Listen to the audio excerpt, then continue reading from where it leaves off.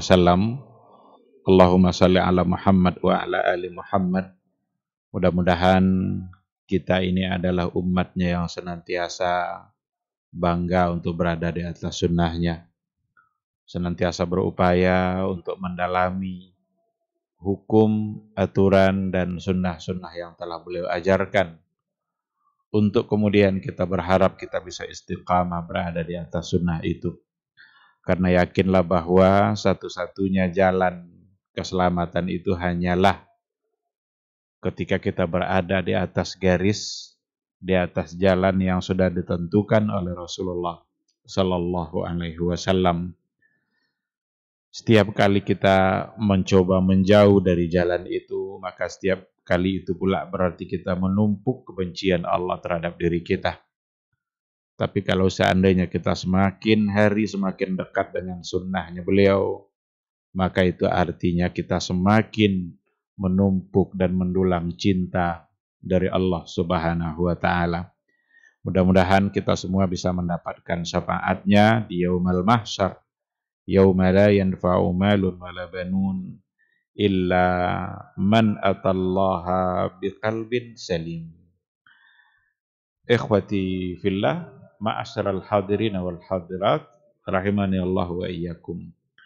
Kembali pada maghrib ini kita akan melanjutkan kajian kita dengan tema Maqasidul Quran, Maqasid Al-Quranil Karim. Pada pembahasan yang terakhir kita sudah bahas permasalahan yang berkaitan apa yang harus kita lakukan terhadap Al-Quranul Karim. Apa ibadah-ibadah kita terhadap Al-Quranul Karim. Sudah dua yang kita sampaikan, di mana dulu yang pertama yang harus kita lakukan terhadap Al-Quranul Karim itu adalah tilawatul Quran, membaca Al-Quranul Karim. Membaca Al-Quranul Karim itu adalah salah satu dari bentuk ibadah kita terhadap Allah Subhanahu wa Ta'ala ketika kita membaca firman-firman-Nya. Betapa mulianya orang-orang yang senantiasa membaca Al-Quran. Betapa tingginya derajat dan kemuliaan orang-orang yang senantiasa melakukan tilawatul Quran. Karena ketika mereka membaca Al-Quran, mereka telah melakukan sesuatu yang juga Allah Subhanahu wa Ta'ala perintahkan kepada Rasulullah Sallallahu Alaihi Wasallam. Yang pertama itu dan yang sudah kita bahas. Yang kedua, kemarin yang terakhir sekali yang kita bahas adalah membaca tidak hanya sekedar membaca, tapi harus diikutkan dengan tadabbur. Mentadabburi ayat-ayat Allah Subhanahu wa Ta'ala. Afala yatadabbarunal Qur'an am ala qulubin akfaluha. Tidakkah mereka mau mentadabburi ayat-ayat Al-Quran, atau hati mereka ternyata telah terkunci, hati mereka telah tertutup. Berarti orang-orang yang tidak mau mentadabburi Al-Quranul Karim adalah orang-orang yang hatinya sudah tertutup. Oleh karena itu, hidupnya hati kita, hidupnya jiwa kita, itu sesungguhnya adalah dengan melakukan tadabbur terhadap ayat-ayat Allah Subhanahu wa ta'ala. Jadi tadabbur itu hubungannya dengan hati. Hati yang gersang akan bisa dihidupkan dengan tilawatil Quran dan sekaligus dengan mentadabburi ayat-ayat Al-Quran.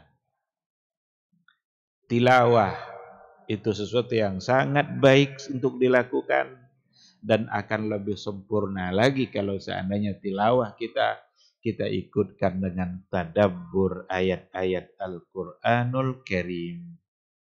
Maka tidak jarang kita mendengarkan para imam-imam besar, imam di Masjidil Haram, imam di Masjid Nabawi, ketika mereka membaca ayat-ayat Allah, mereka bisa meneteskan air mata.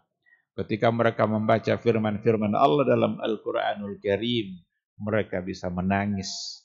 Itu dikarenakan oleh penghayatan mereka terhadap apa yang mereka baca. Ketika yang dibacanya adalah ayat-ayat yang berhubungan dengan ancaman-ancaman Allah Subhanahu wa ta'ala. Bagaimana hati kita bergetar, merasa takut dengan ancaman Allah yang namanya neraka itu. Untuk kemudian itulah yang akan membuat hati dan semangat kita ingin menjauhi semua bentuk maksiat yang sudah diharamkan oleh Allah Subhanahu wa ta'ala. Di sisi lain ketika kita membaca ayat-ayat Allah yang berkaitan dengan surga dan janji-janji baik bagi pelaku amal saleh, di hati kita akan harus ada harapan. Semoga apa yang dijanjikan oleh Allah Subhanahu wa ta'ala itu bisa pula kita dapatkan untuk kemudian kita bersemangat untuk mengerjakan berbagai macam bentuk amal saleh yang sudah diajarkan oleh Rasulullah sallallahu alaihi wasallam. Itulah fungsinya tadabbur. Itulah gunanya. Maka tadabbur akan menghidupkan hati. Tadabbur akan memberikan semangat yang luar biasa. Hati yang gersang itu bagaikan tanah tandus. Tanah tandus itu akan mekar dan subur kembali ketika disirami dengan air hujan. Air hujan yang diturunkan oleh Allah yang bisa membuat tanah menjadi subur, begitulah perumpamaan hati yang gersang yang akan bisa subur melalui pembacaan-pembacaan dan tadabbur ayat-ayat Al-Quranul Karim. Ikhwati fillah, itu dua hal yang merupakan ibadah kita terhadap Al-Quran dan mestilah kita lakukan karena Allah Subhanahu wa ta'ala. Jangan sekali-kali melakukannya bukan karena Allah. Karena kalau kita lakukan amal itu karena Allah, itu akan menjadi sia-sia. Bahkan di akhirat kelak, yang pertama yang lebih dulu masuk neraka itu adalah para pembaca Al-Quran. Kan itu dalam hadis kan? Di antara yang pertama yang lebih dulu diseret ke nerakanya Allah, itu adalah qari'ul Quran. Yang membaca Al-Quran. Kok bisa seperti itu? Persoalannya bukan pada membacanya, tapi pada niat kenapa dia membaca. Ketika ditanya oleh Allah, kenapa dulu kamu baca Al-Quran? Yang membaca itu menjawab, saya membaca karena kamu ya Allah. Tapi Allah kan tahu isi hati kita. Tidak ada yang tersembunyi dari Allah Subhanahu wa ta'ala. Kata Allah, kadzabta. Kamu bohong. Dulu kamu membaca Al-Quran itu agar dibilang orang suaranya bagus, agar dipuji-puji oleh manusia, hebat dalam baca Quran, tidak ada salah tajwidnya, waqad qila. Itu semua sudah kamu dapatkan. Jadi karena tujuannya adalah untuk manusia, dia sudah dapatkan itu. Dan ternyata tujuan-tujuan untuk manusia itu di sisi Allah nanti tidak ada artinya. Akhirnya yang membaca Al-Quran tadi justru diseret ke dalam nerakanya Allah Subhanahu wa ta'ala. Oleh karena itu, apapun amal saleh, termasuk diantaranya tilawatul Quran dan juga tadabbur ayat-ayat Al-Quran, hendaklah kita melakukannya benar-benar ikhlas karena Allah Subhanahu wa ta'ala, mengharapkan janji-janji baik yang datang dari Allah dan dari Rasulullah sallallahu alaihi wasallam. Ikhwati fillah, sekarang akan kita lanjutkan.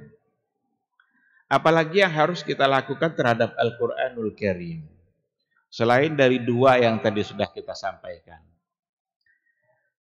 Yang berikutnya yang juga harus kita lakukan terhadap Al-Qur'an itu adalah al-istima'u lil Qur'anil Karim. Mendengarkan Al-Qur'an. Jadi kalau tadi tilawah, kita yang langsung membacanya. Kalau tadabbur, mencoba untuk menggali, memahami apa yang ada di dalam Al-Qur'an yang akan bisa menghidupkan iman dan jiwa kita. Kalau yang ketiga ini, yang berikut ini adalah al-istima'u lil Qur'anil Karim. Mendengarkan Al-Qur'an. Kalau mendengarkan berarti orang yang membaca. Kita mendengarkan. Mendengarkan Al-Qur'anul Karim itu salah satu dari bentuk ibadah yang juga dianjurkan. Yang juga dianjurkan oleh Rasulullah sallallahu alaihi wasallam.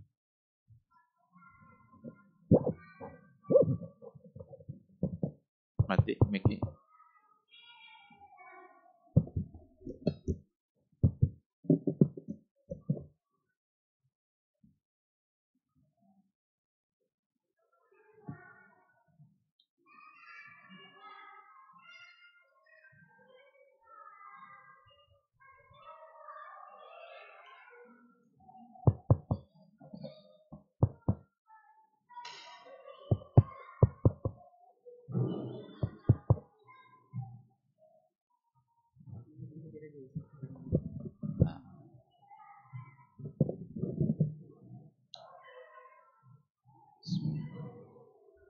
Baik, kita lanjutkan. Jadi al-istima' itu artinya adalah mendengar. Mendengarkan Al-Qur'anul Karim itu salah satu dari bentuk ibadah yang lain kita terhadap Al-Qur'an. Yang sama dianjurkannya sebagaimana kita dianjurkannya juga untuk membaca. Dari mana itu bisa dipahami? Ternyata kalau kita lihat hadis-hadis Rasulullah sallallahu alaihi wasallam, dan bahkan itu juga nanti akan didasarkan kepada ayat-ayat Al-Qur'an itu sendiri, di mana dikatakan Rasulullah sallallahu alaihi wasallam dalam banyak kesempatan beliau itu ingin mendengarkan firman-firman Allah. Ingin dia mendengarkan pula ayat-ayat Allah itu melalui bacaan sahabat-sahabatnya. Itu berdasarkan kepada riwayat. Pernah Rasulullah Shallallahu Alaihi Wasallam bilang kepada Ibnu Mas'ud, kata Rasul kepada Ibnu Mas'ud, wahai Ibnu Mas'ud, tolong kamu bacakan kepada saya ayat-ayat Allah. Kalau tolong dibacakan berarti Rasul ingin mendengar. Lalu kata Ibnu Mas'ud, aqra'u 'alaika wa 'alaika unzil. Apakah saya harus membacakan kepada engkau sementara Al-Qur'an itu sendiri diturunkan kepada kamu? Jadi tidak langsung dibaca sama Ibnu Mas'ud. Ibnu Mas'ud ini kan salah satu dari sahabat yang memang bacaan Qur'annya adalah bagus. Maka Rasulullah Shallallahu Alaihi Wasallam ingin mendengarkannya. Apakah saya harus perdengarkan kepada kamu sementara Quran sendiri turunkan kepada engkau? Apa kata Rasul? Qala inni astahi an asma'ahu min ghairi. Kata Rasul, ingin pula rasanya saya mendengarkan ayat-ayat Allah itu dibaca oleh orang selain saya. Ini istima'. Ini mendengar. Qala, berkata Ibnu Mas'ud, faqara'tu an-nisa. Maka saya membaca surat An-Nisa. Dibacalah oleh Ibnu Mas'ud itu surat An-Nisa hatta idza balagat, sampai pada ayat yang ke-41, fa kaifa idza ji'na min kulli ummatin bi syahidin wa ji'na bika 'ala haula'i syahida. Maka bagaimana ketika kami mendatangkan dari setiap umat itu seorang saksi, wa ji'na bika 'ala haula'i syahida, dan kami datangkan engkau wahai Muhammad untuk menjadi saksi bagi semua umat yang ada di hari itu. Ini An-Nisa ayat 41. Kata Ibnu Mas'ud, ketika saya sampai pada ayat yang ke-41 itu, Rasul bilang, kuf au amsik, cukup sampai di situ saja, kata Rasul kepada Ibnu Mas'ud. Lalu kata beliau, fara'aitu ainaihi tazrafan. Saya melihat ketika itu mata Rasulullah Shallallahu Alaihi Wasallam berkaca-kaca. Itu kan bahasa untuk menandakan bahwa Rasulullah Shallallahu Alaihi Wasallam menangis mendengarkan ayat sampai pada ayat yang ke-41 tadi. Karena ayat yang ke-41 itu yang menyatakan bahwa Rasul itu nanti di akhirat akan didatangkan sebagai saksi untuk semua umat. Itu yang membuat Rasulullah Shallallahu Alaihi Wasallam menangis. Jadi riwayat ini persoalan yang ada di sini adalah istima', mendengarkan Al-Quran. Jadi kita bisa kita menambah iman kita melalui bacaan Al-Quran, kita yang membaca secara langsung, dan bisa juga kita menambah iman kita melalui mendengarkan ayat-ayat Allah Subhanahu wa taala. Dalam satu riwayat dikatakan, Aisyah Ummul Mukminin satu ketika setelah sholat Isya, dia diam-diam mendengarkan satu bacaan di dalam Masjid Nabawi. Nabi sampai di rumah, tidak ada Aisyah ketika itu di rumah. Lalu Aisyah datang. Rasul bilang, faqala aina kunti? Di mana kamu tadi? Kok tidak ada di rumah saya temukan? Qultu, kata Aisyah, kuntu astami'u qira'ata rajulin min ashabik. Tadi saya diam-diam mendengarkan bacaan salah seorang dari sahabat engkau wahai Rasulullah, lam asma' qablu qira'atahu wa sautahu min ahadin. Saya belum pernah mendengarkan bacaan seperti itu dengan suara seperti itu dari seorang pun. Qalat, lalu Aisyah berkata, faqama wa kumtu ma'ahu.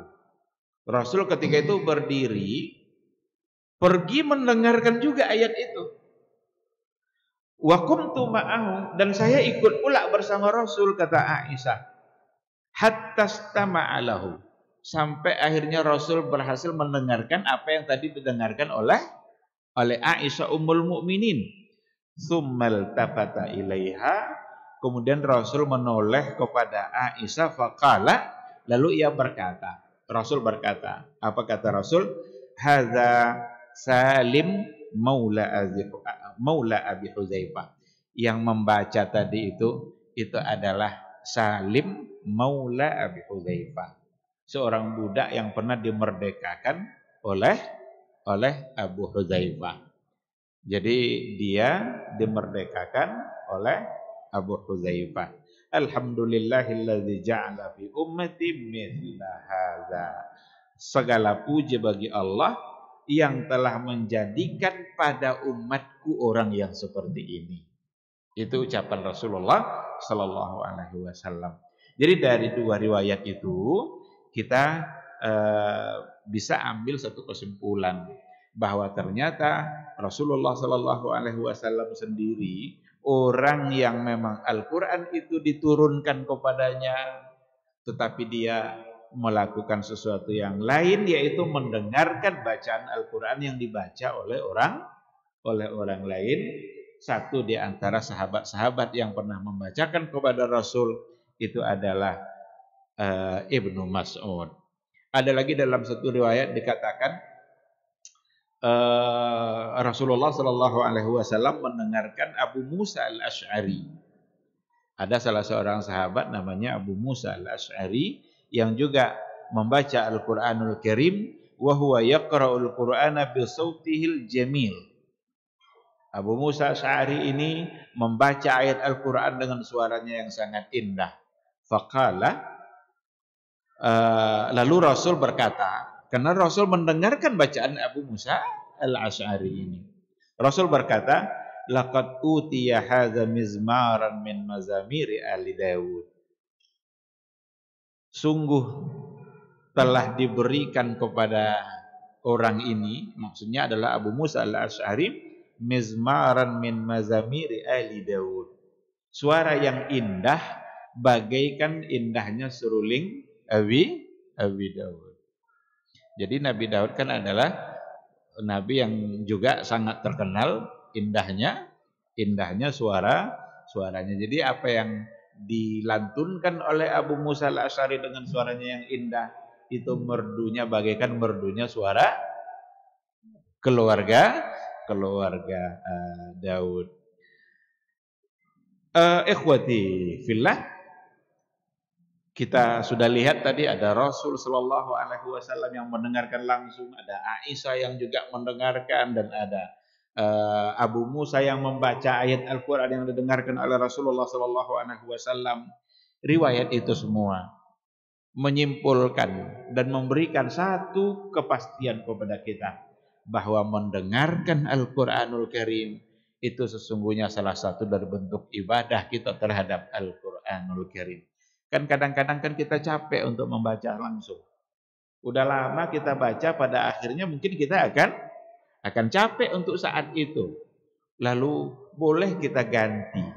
Kita berikan variasi ibadah kita terhadap Al-Quranul Karim. Selain kita membaca langsung, maka kita juga bisa mendengarkan. Sama dengan murajaah Al-Quranul Karim, kalau seandainya kita memiliki ada hafalan-hafalan dari ayat-ayat Al-Quranul Karim, mungkin kita akan memurajaahnya dengan membaca secara langsung.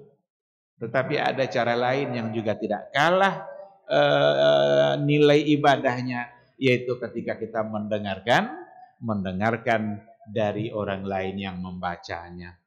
Kalau disebut mendengar, itu pasti dari orang secara langsung. Tetapi kita hari ini sudah terlalu banyak sarana-sarana yang bisa kita gunakan untuk mendengarkan ayat-ayat Allah Subhanahu wa ta'ala. Itu mungkin melalui kaset-kaset yang ada, atau melalui aplikasi-aplikasi yang ada yang bisa disimpan di dalam HP kita. Kan ada itu pilihan-pilihan, bahkan kita bisa memilih imam masjid haram yang mana yang mau kita ingin dengarkan suaranya itu. Itu ada aplikasinya. Suara imam masjid yang mana yang ingin kita dengarkan, itu ada aplikasi, kita tinggal pilih saja.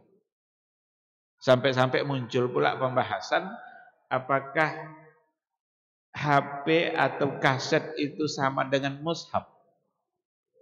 Kan sampai-sampai ada pembahasan seperti itu. Umpamanya ada kaset yang di situ ada ayat-ayat Al-Quranul Karim, atau ada HP yang kita punya yang isinya adalah Al-Quranul Karim, aplikasi Al-Quran yang kita bisa buka. Apakah itu sama dengan mushaf? Boleh tidak kita bawa ke dalam kamar kecil HP yang di dalamnya ada aplikasi ayat-ayat Al-Quran yang bisa kita buka? Ternyata memang apa yang disampaikan oleh para ulama-ulama kontemporer itu memang tidak akan bisa disamakan dengan mushaf. Tak akan bisa disamakan dengan mushaf. Karena itu sesuatu yang sifatnya abstrak. Dia tidak akan muncul di HP kita kalau kita tidak membuka aplikasinya. Kalau sudah dibuka itu barulah dia muncul. Kalau tidak, seolah-olah di situ tidak tidak ada Al-Quran. Oleh karena itu tidak mengapa kalau seandainya itu kita bawa ke kamar kecil. Karena kalau tidak dibawa mau tinggal di luar, jangankan ditinggalkan di luar, di dalam tas saja bisa diambil oleh orang. Tapi kalau mushaf yang ada, lembaran-lembaran yang di situ ada ayat-ayat Allah, firman-firman Allah, itu terlarang bagi kita untuk membawanya. Begitulah mulianya sesuatu itu dengan adanya Al-Qur'anul Karim. Jadi kertas ini kalau kosong dia tidak ada nilainya. Kita injak-injak pun tidak apa-apa kalau dia kosong. Tapi kalau di situ sudah tertulis ayat Allah, sudah ada di situ firman Allah, perkataan Allah Subhanahu wa taala, maka kertas itu akan mendapatkan kemuliaan. Pada kertas itu ada kemuliaan. Jadi benda mati aja bisa mulia oleh Al-Qur'an. Apalagi kita sebagai hamba Allah Subhanahu wa taala. Nah, oleh karena itu, kalau seandainya ingin kita mendapatkan kemuliaan, maka tidak ada cara lain selain daripada Al-Qur'an.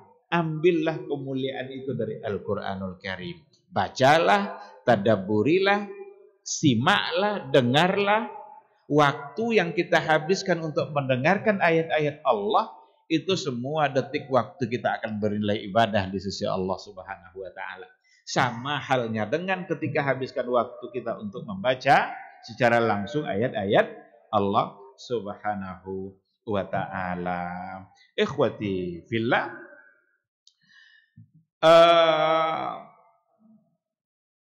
kan ada Al-Qur'anul Karim. Kalau kita coba lihat ayat-ayat Al-Qur'anul Karim, di antaranya adalah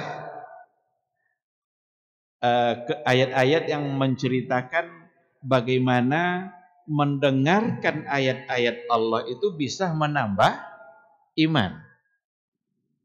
Wa idza tuliyat alaihim ayatuna zadathum imana. Kan innamal mu'minuna alladzina idza dzukirallahu wajilat qulubuhum.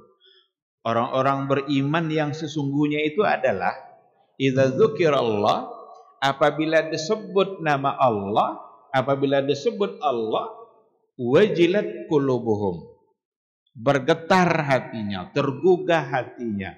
Wa idza tuliyat alaihim ayatuna, apabila dibacakan kepada mereka ayat-ayat kami, zadathum imana.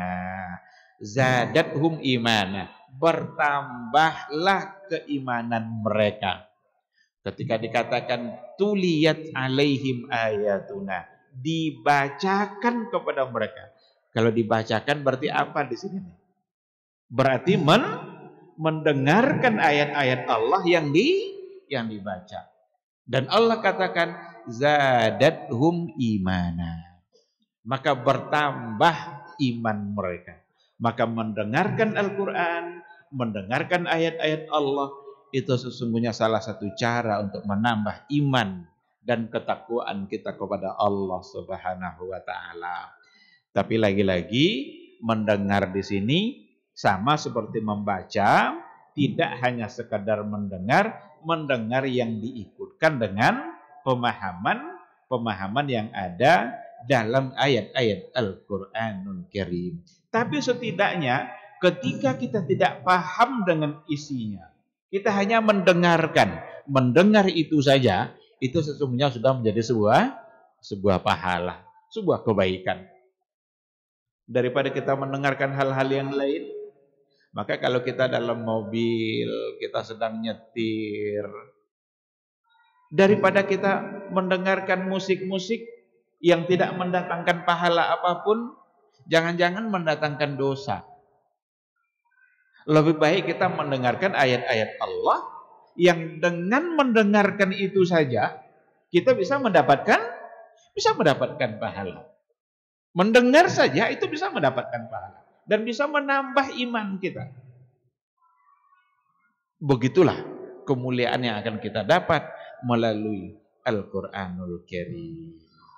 Baik, ikhwati fillah, itulah dulu sebabnya orang-orang yang orang-orang jahiliyah dulu menghalang-halangi orang-orang Quraisy itu agar tidak sering-sering mendengarkan ayat Al-Qur'an itu dibaca oleh Nabi. Karena dengan sering mendengarkan itu bisa membuat mereka mendapatkan hidayah. Itu di dalam Al-Qur'an kan diceritakan seperti itu. Seperti yang terdapat di dalam surat Fussilat. Di surat Fussilat itu wa qala alladzina kafaru la tasma'u li hadzal Qur'an. Orang-orang kafir itu berkata, apa kata mereka? La tasma'u li hadzal Qur'an. Jangan kalian dengarkan Al-Qur'an ini. Nah, la tasma'u, jangan kalian dengar. Jadi dihalang-halangi oleh petinggi-petinggi Quraisy itu agar masyarakat yang belum beriman itu tidak mendengarkan ayat yang dibaca oleh Nabi. Wal ghaufihi, buatlah sesuatu yang membuat mereka menjadi lalai dari Al-Qur'an itu. La'allakum taghlibun. Mudah-mudahan kalian bisa mengalahkan mereka. Jadi mereka selalu berupaya untuk agar mereka tidak mendengarkan Al-Qur'an dan dibuat hal-hal yang membuat mereka lalai dari Al-Qur'an. Ini perlu kita perhatikan baik-baik makna ayat ini. Karena ini ada pada zaman kita hidup saat sekarang ini. Betapa banyak hal-hal yang akan membuat kita lalai dari mendengarkan ayat-ayat Allah. Bahkan telinga kita ini lebih cenderung mendengarkan hal-hal yang lain.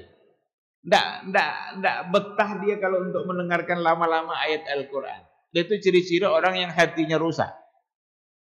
Karena kalau orang hatinya benar-benar dekat dengan Allah, tidak akan pernah puas dengan Al-Qur'anul Karim. Hati orang-orang beriman itu, jika dia benar-benar beriman kepada Allah dan Rasulnya, la yashba' minal Qur'an. Dia tidak akan pernah merasa kenyang dengan Al-Quran. Akan selalu haus untuk mendapatkan dan mendengarkan ayat-ayat Allah. Tapi ketika hati sudah dilalaikan oleh berbagai macam hal, bahkan untuk mendengarkan sebentar saja ayat-ayat Allah, mungkin membuat dia menjadi bosan. Sementara berlama-lama dalam hal-hal yang lain, mendengarkan hal-hal yang lain, mereka tidak merasa puas, bahkan ingin berlama-lama dalam dosa dan kemaksiatan. Nah, apa yang terjadi pada orang-orang jahiliyah dulu? Mereka berupaya untuk melarang umatnya mendengarkan ayat-ayat Al-Quran dibaca oleh Nabi. Ternyata hari ini juga kita dan generasi kita banyak hal yang bisa menjauhkan kita dari mendengarkan ayat-ayat Allah Subhanahu wa ta'ala. Ikhwati fillah, di sini diberikan beberapa penjelasan tentang adabul istima'. Adabul istima'. Apa saja adab istima' itu? Adab dalam mendengarkan ayat Allah.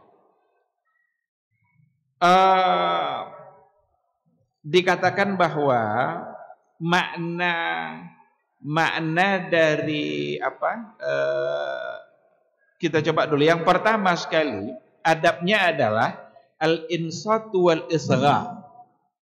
Al-insat wal isgha. Mendengar itu harus dengan insat. Apa itu insat? Insat itu as-sukutu ma'al istima'. As-sukut ma'al istima'. Diam, fokus dan serius dalam mendengarkan. Jadi bukan diperdengarkan Al-Quran itu sebagai dia mungkin mengerjakan hal-hal yang lain, tetapi dia juga memutar suara Al-Quran, sehingga dia tidak fokus. Ini kurang adabnya dalam istima'. Karena istima' yang akan membuahkan itu, istima' yang akan membuat iman kita bisa bertambah, istima' yang akan benar-benar menjadi ibadah bagi kita, itu adalah ketika kita diam dan fokus dalam mendengarkannya. Nah, berdasarkan kepada firman Allah Subhanahu wa taala, wa idza quri'al Qur'anu fastami'u lahu wa ansitu la'allakum turhamun. Apabila dibacakan Al-Qur'anul Karim, fastami'u lahu, maka dengarkanlah wa ansitu. Ansitu itu diam, fokus dalam mendengarkannya. La'allakum turhamun. Mudah-mudahan kalian mendapatkan rahmat dan kasih sayang dari Allah Subhanahu wa taala. Coba kalau kita perhatikan ujung ayat ini, la'allakum turhamun, itu maknanya adalah mendengarkan ayat Allah itu akan menurunkan rahmat dan kasih sayang Allah Subhanahu wa taala. Mendengarkan firman Allah dibaca itu akan membuat kita disayangi dan dirahmati oleh Allah Subhanahu wa taala. Siapa yang tidak ingin disayang oleh Allah? Siapa yang tidak ingin mendapatkan rahmat Allah? Bukankah kita setiap hari mengharapkan rahmat Allah dan kasih sayangnya? Ternyata salah satu dari cara mendapatkan rahmat dan kasih sayang Allah itu ada pada al-istima', ada pada mendengarkan Al-Qur'anul Karim. Karena ayat ini yang mengatakan, idza quri'al Qur'an, jika Quran dibaca, istami'u, dengar, diam, la'allakum turhamun. Mudah-mudahan kalian dirahmati dan disayangi oleh Allah Subhanahu wa taala. Berarti mendengarkan ayat Allah membuat kita mendapatkan rahmat dan kasih sayang Allah Subhanahu wa taala. Tidak jauh-jauh kita mencari kasih sayang Allah itu. Tidak sulit untuk mendapatkan kasih sayang dan rahmat Allah. Cukup dengarkan ayat Allah. Kita kalau seandainya menulis surat untuk anak kita, lalu kita tahu bahwa anak kita itu membaca surat yang kita tulis itu, dan bahkan dia juga mendengarkannya ketika kita bacakan pesan-pesan itu, kira-kira anak itu menjadi orang yang kita sayangi atau tidak? Pasti akan menjadi orang yang kita sayangi. Karena pesan-pesan kita didengarnya, surat kita dibacanya. Bukankah Al-Qur'anul Karim itu adalah pesan-pesan dan surat yang datang dari Allah Subhanahu wa taala, yang kalau seandainya kita baca, kita dengar dan kita pahami, pasti akan membuat kita disayangi oleh Allah Subhanahu wa taala. La'allakum turhamun. Ikhwati fillah. Jadi itu yang pertama, yang untuk adab dari al-istima', yaitu al-insat wal isra. Kita dengarkan dan kita fokus dalam membaca. Nah, di sini nanti memunculkan banyak masalah. Ada beberapa masalah fikih yang muncul dalam persoalan ini ketika kita diminta untuk mendengarkan Al-Quran. Inilah yang menyebabkan terjadi perbedaan. Kalau kita bawa kepada kajian fikihnya, apakah makmum itu harus membaca Al-Fatihah saat imam membaca ayat? Karena ada masalah fikih seperti itu. Apakah makmum itu membaca Al-Fatihah pada saat imam sudah membaca ayat? Bukankah Allah mengatakan wa idza quri'al Qur'an, apabila dibacakan Al-Quran maka dengarlah. Maka imam membaca ayat, bukankah kita harus mendengarkan? Ini masalah fikih. Yang namanya masalah fikih tentu akan terjadi, akan ada perbedaan. Sedikit sekali masalah fikih itu yang ijma', yang disepakati. Maka sebahagian mengatakan, termasuk diantaranya dalam mazhab Abu Hanifah, itu makmum tidak membaca Al-Fatihah karena dia harus mendengarkan bacaan imam berdasarkan ayat ini. Tetapi masalahnya bukan masalah disepakati. Ada mazhab-mazhab yang lain, bahkan yang lebih banyak barangkali, mengatakan bahwa makmum tetap membaca Al-Fatihah dan hanya Al-Fatihah saja berdasarkan kepada hadis yang lain. Karena ada hadis mengatakan la salata liman lam yaqra bi Fatihatil kitab. Tidak sah salat bagi orang yang tidak membaca Al-Fatihah.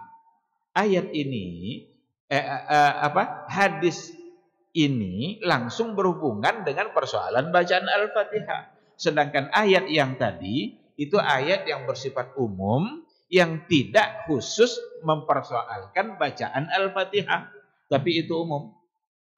Maka dalam kaidah dikatakan seandainya ada yang umum dan ada yang khusus, maka yang khusus lebih didahulukan. Sehingga kebanyakan ulama tetap mengatakan Al-Fatihah menjadi satu keharusan untuk dibaca oleh makmum meskipun dia dalam keadaan sholat berjamaah, karena hadisnya adalah khusus dalam persoalan Al-Fatihah. Tetapi bagaimanapun ini adalah masalah yang ikhtilafkan di kalangan para ulama. Tentu ada sebagian yang mengikuti tidak membaca sesuai dengan dalil-dalilnya, dan ada pula sebagian yang akan mengikuti pendapat mereka yang mengatakan harus membaca juga dengan dalil-dalil yang mereka miliki. Tapi intinya ikhtilaf itu muncul dalam masalah tadi karena memang ada keharusan dalam istima' Al-Qur'anul Karim, mendengarkan ayat-ayat Al-Qur'an. Di sini juga lah yang menyebabkan perbedaan. Apakah dianjurkan untuk memutar suara-suara bacaan Al-Qur'an sebelum azan? Kan sekian menit sebelum azan diputar suara Al-Qur'an. Sebahagian memandang tidak mesti dilakukan. Kenapa demikian? Karena ketika Quran itu diputar oleh orang, kira-kira itu didengarkan atau tidak? Jangan-jangan kita membuat orang berdosa karena ketika kita putar ayat-ayat Allah tapi membuat orang menjadi tidak mengacuhkannya atau mengabaikannya saja. Tapi ada sebagian yang mengatakan nah itu kan adalah cara untuk mengingatkan masyarakat dengan dekatnya masuk waktu. Kalau seandainya kita lihat atau kita pertanyakan apakah dianjurkan, ini bisa kita katakan tidak. Karena kalau sudah dikatakan dianjurkan, tentu kita memerlukan ada landasan yang jelas dalam sebuah anjuran agar bisa dipegang dalam anjuran itu. Kalau itu pertanyaannya, kita bisa katakan tidak. Namun, apakah baik atau tidak baik? Di sini barangkali memerlukan adanya muwazanah. Adanya muwazanah itu apa namanya itu ya? Kita pertimbangkan antara kemaslahatan dengan kemudaratan. Sebab kadang ada juga baiknya orang sedang main voli, main bola, dengar dia ayat, maghrib udah dekat. Mungkin mereka akan berhenti. Berarti dari segi maslahat bisa didapatkan. Tetapi seperti tadi akibatnya ketika dibacakan ayat-ayat Al-Qur'an, jangan membuat orang lebih banyak untuk tidak mendengarkannya. Jadi seperti itu kalau kita kaitkan dengan ayat-ayat Al-Qur'anul Karim. Yang tidak boleh itu adalah ketika kita katakan pula bahwa harus diputar dulu atau harus dengarkan dulu ayat Allah sebelum azan. Ini menjadi sesuatu yang menjadi salah karena mengharuskan sesuatu tanpa ada alasan yang jelas. Baik, ikhwati billah, itu yang pertama. Jadi al-insat wal isra. Yang kedua, yang adabul istima itu berlaku pada istima hal-hal yang berlaku juga pada tadabbur. Jadi istima tadi itu perlu juga adanya tadabbur, ta'assur dan tajawub. Jadi istima itu sebagaimana tilawah yang memerlukan adanya tadabbur, maka istima juga dianjurkan diikutkan dengan tadabbur. Jadi kita dengar ayat Allah lalu kita mengambil dan mencoba untuk mentadabburi apa yang didengar. Wa ta'assur.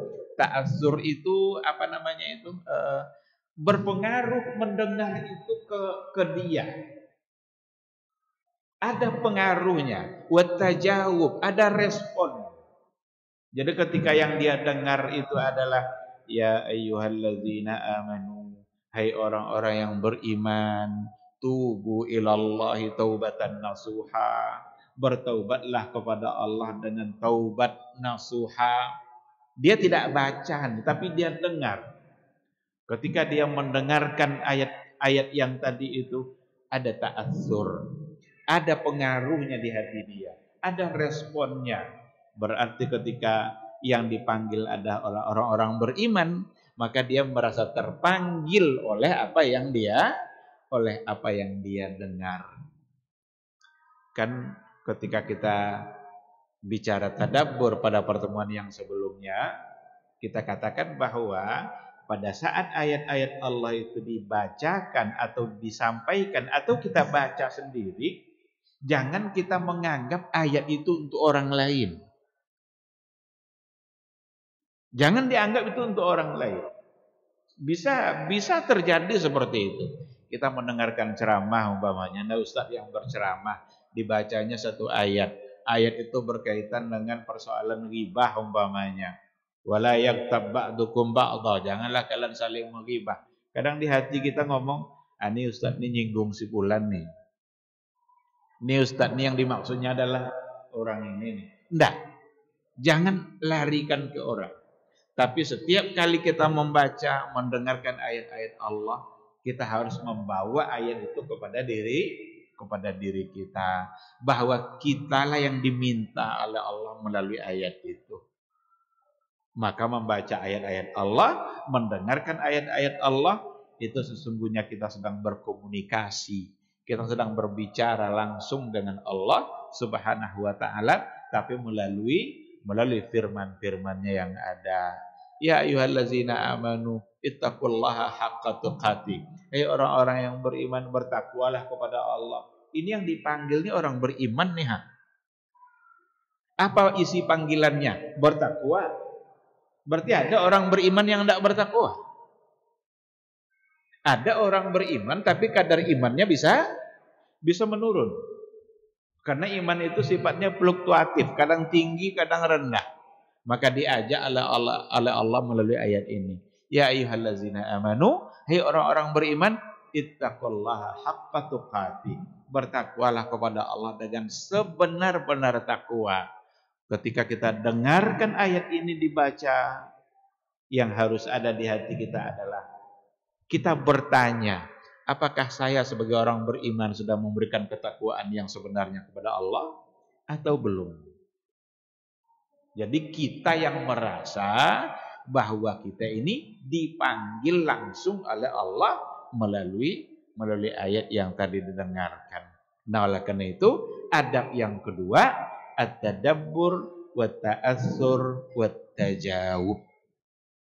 Kita harus ada respon, kita harus bisa mendapatkan pengaruh dari apa yang kita dengar, dan melalui pendengaran ayat-ayat itu juga kita bisa mentadabburi ayat-ayat Allah Subhanahu wa ta'ala. Azan. Baik, karena azan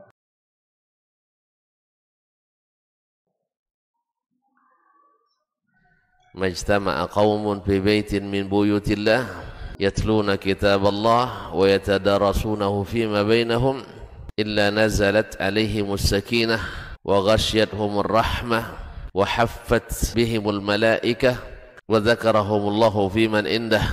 Tidaklah suatu kaum duduk di salah satu rumah Allah membaca ayat-ayat Allah dan sama-sama mempelajarinya, kecuali turun kepada mereka as-sakinah, ketentraman dan kenyamanan. Wa ghasyiyatuhumur rahmah, dan mereka diliputi pula oleh rahmat, kasih sayang dari Allah Subhanahu wa taala. Wa haffat bihimul malaikah, dan mereka pun dikelilingi oleh para malaikat, karena malaikat suka majlis-majlis zikir dan ilmu. Wa dzakarahumullahu fiman indah, dan Allah akan banggakan sebut-sebut mereka di kalangan malaikat-malaikat yang ada di sisinya, di masyarakat atas. Mudah-mudahan kita termasuk yang sering disebut-sebut di sisi Allah, di kalangan para malaikat, dan di akhir majelis ini mudah-mudahan kita pula mendapatkan seperti yang tersebut dalam hadis qudsi, qumu maghfuran lakum, silahkan berangkat meninggalkan majelis ini dalam keadaan diampuni dosa-dosa kalian.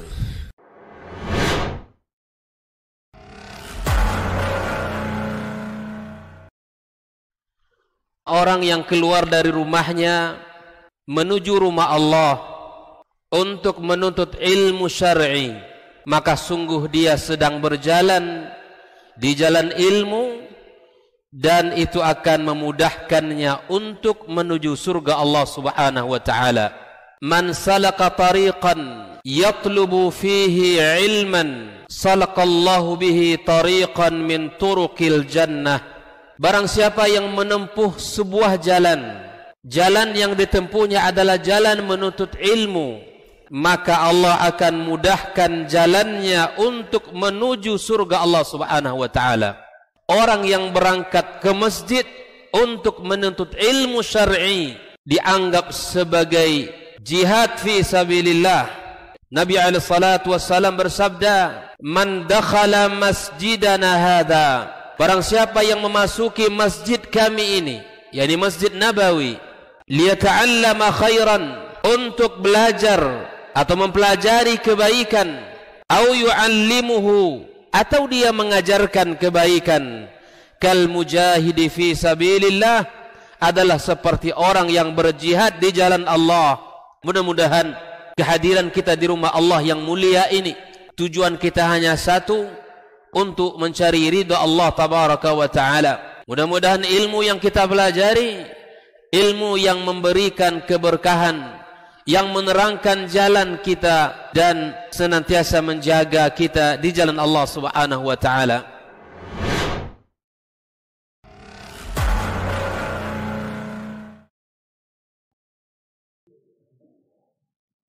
Bismillahirrahmanirrahim. Alhamdulillah. Wassalatu wassalamu ala Rasulillah wa ala alihi wa sahbihi wa mawala.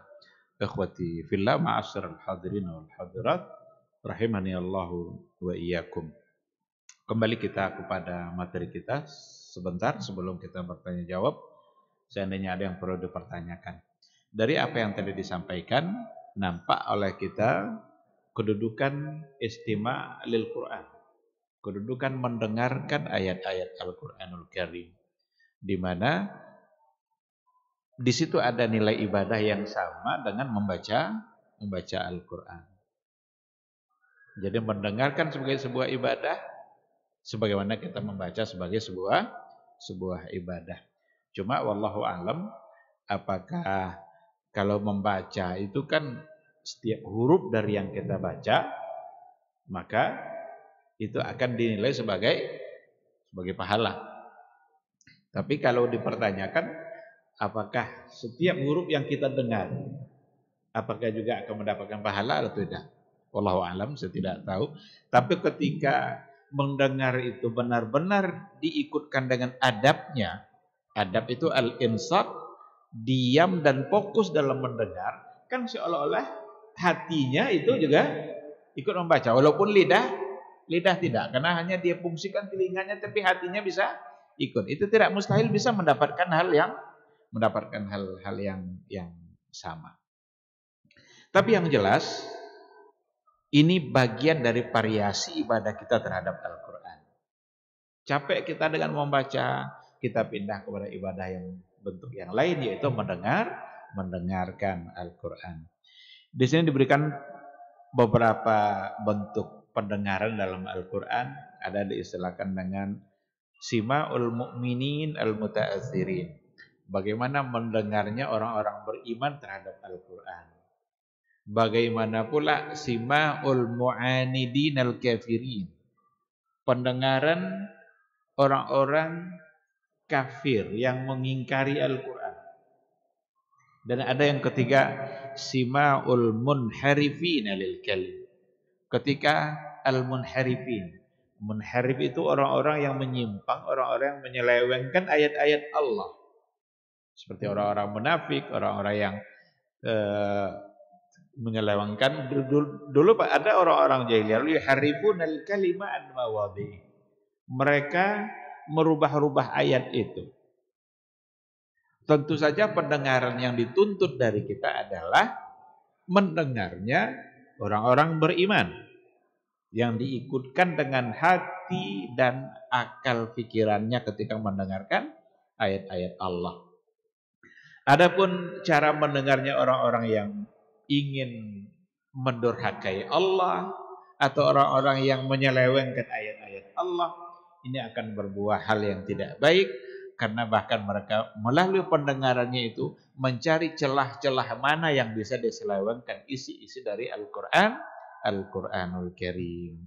Banyak orang yang menyelewengkan makna-makna dari ayat-ayat Allah, memaknai Al-Quran tidak dengan yang seharusnya, tidak pada tempatnya.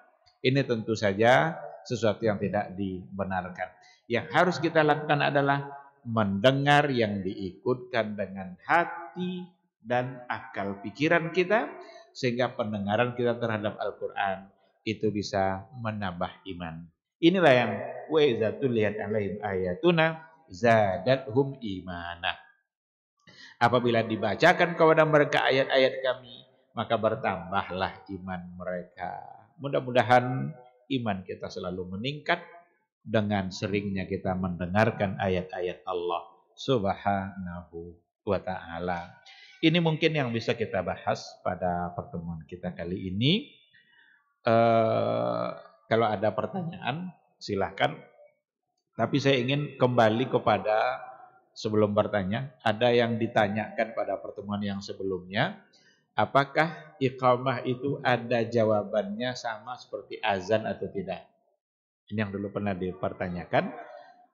Ternyata di sini ada dua perbedaan, dua pandangan para ulama dalam masalah ini, antara yang mengharuskan menjawab dengan yang tidak.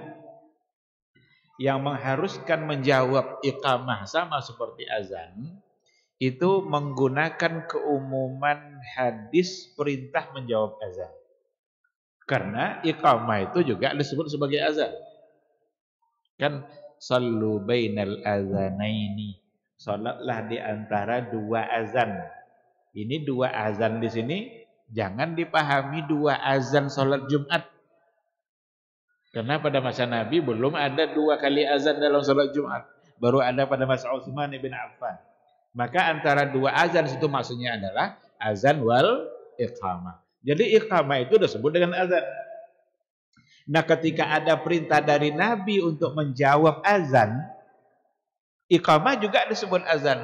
Berarti dianjurkan menjawab azan. Ini oleh yang mengatakan jawabannya harus dijawab.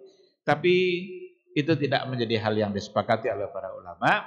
Sebahagian dalam mazhab seperti mazhab Abu Hanifah, kalau saya tidak salah, itu mengatakan iqamah tidak ada jawabannya. Karena iqamah berbeda dengan azan. Kalau azan kita diberi waktu untuk menjawabnya. Selesai ucapan Allahu Akbar, muazin berhenti. Kalau iqamah berhenti enggak? Enggak kan? Langsung sampai selesai. Sehingga berbeda antara iqamah dengan azan. Maka oleh pendapat yang kedua, iqamah tidak ada jawab, dan ini yang dikuatkan oleh Syekh Al-Utsaimin, Syekh bin Shalih Al-Utsaimin, dengan tidak ada jawaban pada azan. Meskipun masyayikh yang lain itu ada yang menguatkan harus dijawab sama seperti azan. Itu melengkapi jawaban yang dulu pernah dipertanyakan pada pertemuan yang sebelumnya. Baik, kalau ada satu atau dua pertanyaan sebelum kita sholat, silakan. Tidak ada?